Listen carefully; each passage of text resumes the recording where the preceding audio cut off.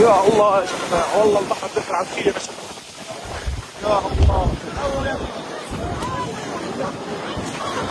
يا الله يا جماعة، البحر دخل على خيمة نزل يا جماعة في منطقة مصر. هذا أصبح الناس يا جماعة، الناس صارت تصحى تلاقي حالها في الخيم.